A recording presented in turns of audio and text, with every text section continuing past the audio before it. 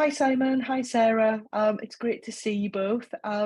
Let's kick off with our first video about school culture. And Simon, the opening question really for you to ponder is, what is school culture?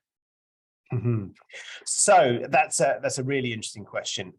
The reason I got involved in looking at this was because I think a school culture is something that absolutely exists in every school environment, but isn't necessarily recognised.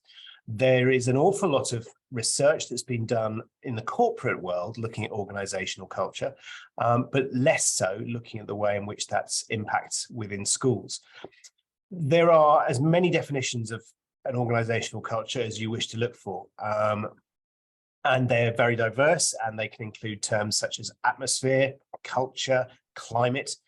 But for me, I mean, the definition I actually hold on to personally is the values, norms, beliefs, and customs that an individual holds in common with other members of a social unit or group. What I think that really captures is the fact that it is an individual's personal relationship with an organization.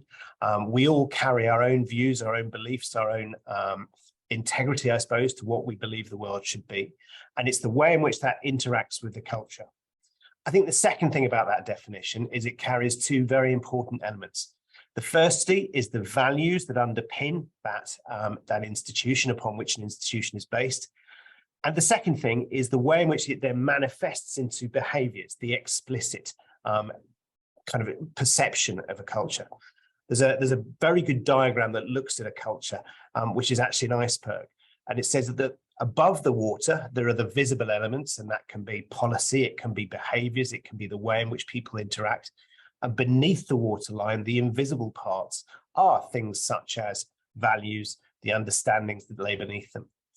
In a school context, this can be the way in which above the water, the senior leadership interact with staff, the way in which policies are manifested, the artifacts, traditions, and customs that exist within the school. But then beneath it, there are the values that hold true to a school.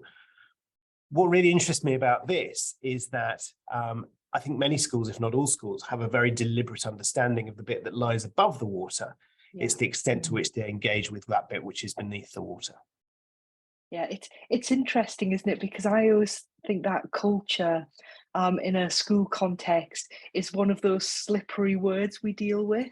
So we use it all the time. We use it interchangeably with other words like climate and atmosphere, as you said.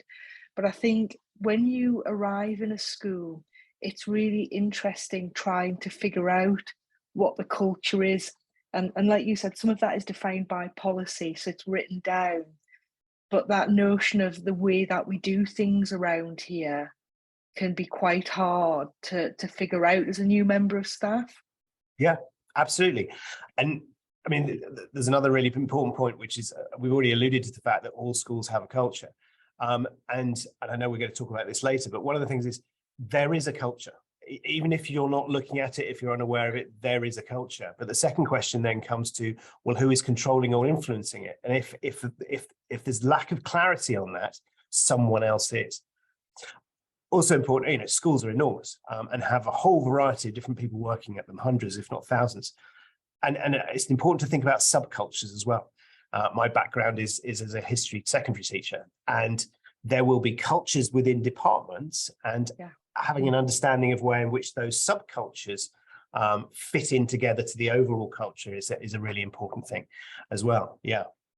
I think one kind of question that was circling for me within all of this as well is, you're a very experienced educator, school leader. If you were to sum up, what you've learned about culture, or one of the big things that you've taken away during that time, what is it? Well, I'm trying to fit that to one. For me, the important lesson of culture is you need to be aware of it if you're going to influence it. But the reason to influence it is I think it is such a powerful tool for school improvement and can really make schools better if you have an understanding of this beneath the water element, which is so pervasive across all of the school. Okay, and that's a good one maybe for us all to ponder as we move forward and get ready for the conference.